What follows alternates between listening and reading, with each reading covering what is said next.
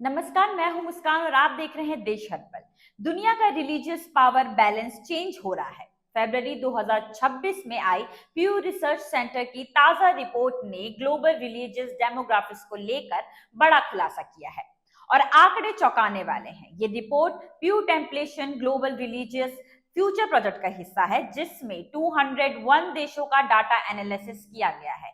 तो चलिए सीधे मुद्दे पर आते हैं। रिपोर्ट के मुताबिक Christian dominance still on top. दुनिया में 2.3 बिलियन यानी 230 करोड़ लोग क्रिश्चियन हैं। Yes, Christianity is still the world largest religious group, लेकिन ग्रोथ रेट स्लो हो चुकी है।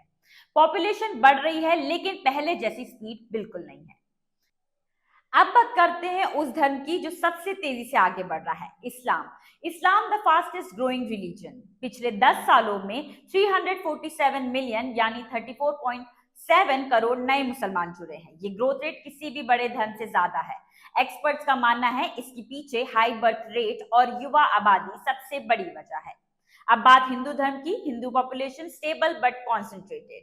हिंदुओं की संख्या बढ़कर 1.2 बिलियन यानी 120 करोड़ हो चुकी है। पिछले दशक में 126 मिलियन यानी 12.6 करोड़ की वृद्धि। ग्लोबल पॉपुलेशन में हिंदुओं की हिस्सेदारी अब 14.9% है। लेकिन ध्यान देने वाली बात क्या है, दुनिया के 95% हिंदू सिर्फ भारत में रहते हैं, यानी ज्योग्राफिकली ये पॉपुलेशन हाईली कॉन्सेंट्रेटेड है। अब सबसे दिलचस्प आंकड़ा, दुनिया की 24.2% आबादी अब किसी धर्म को नहीं मानती। एथिस्ट, एग्नोस्टिक्स या रिलीजियसली एफिलिएटेड लोग ये अब तीसरी सबसे बड़ी कैटेगरी बन चुके हैं। चाइना जैसे देशों में इस कैटेगरी की भारी संख्या है।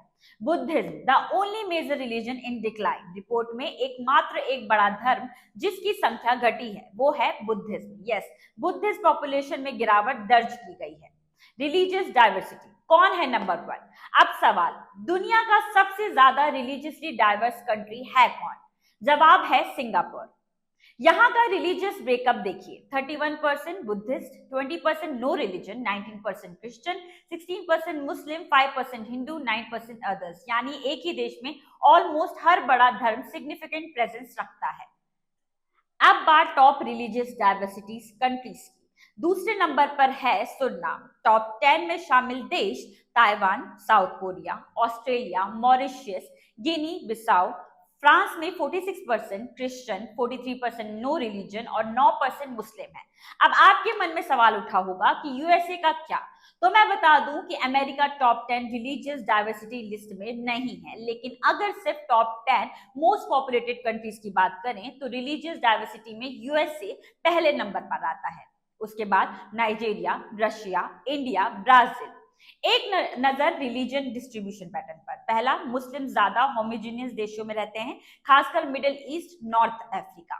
सेकेंड, क्रिश्चियन दुनिया के सबसे ज्यादा डाइवर्स देशों में फैले हुए हैं। थर्ड, जूस की 40% आबादी यूएसए और 46% इजराइल में रहती है।